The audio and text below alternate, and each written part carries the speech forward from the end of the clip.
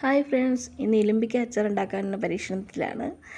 ഇലമ്പിക്ക ആദ്യം അരിഞ്ഞ് ഉണക്കി നന്നായിട്ട് ഉണക്കിയെടുക്കുക. പിന്നെ വെളുത്തുള്ളി, ഇഞ്ചി, പച്ചമുളക് അരിഞ്ഞെടുക്കുക. അതിനുശേഷം ഒരു ചട്ടിയിലേക്ക് കുറച്ച് നല്ലെണ്ണ ഒഴിച്ചിട്ട് തിളപ്പിക്കുക.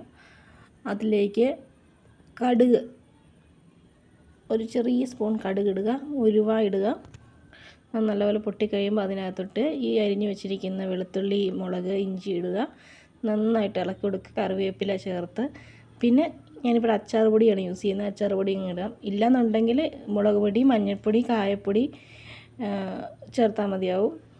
നന്നായിട്ട് ഇളക്കി കൊടുക്കുക. നല്ലപോലെ മുരിഞ്ഞ് വരണം.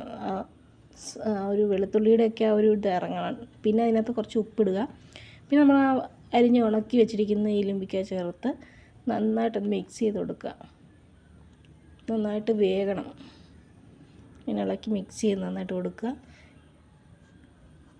പിന്നെ അതിലേക്ക് ലേശം വിനാഗിരി ഒഴിക്കണം. വിനാഗിരി ചേർത്ത് ഇളക്കിയെടുത്ത് വെച്ച് ഇലമ്പിക്ക അച്ചാർ റെഡി. അപ്പം അടുത്തൊരു വീഡിയോ ആയിട്ട് ഞാൻ ഉടനെ വരുന്നതായിരിക്കും. ഇലമ്പിക്ക അച്ചാർ നല്ല ടേസ്റ്റൊക്കെ ഉണ്ട്. അത് പരീക്ഷിച്ച് നോക്കും.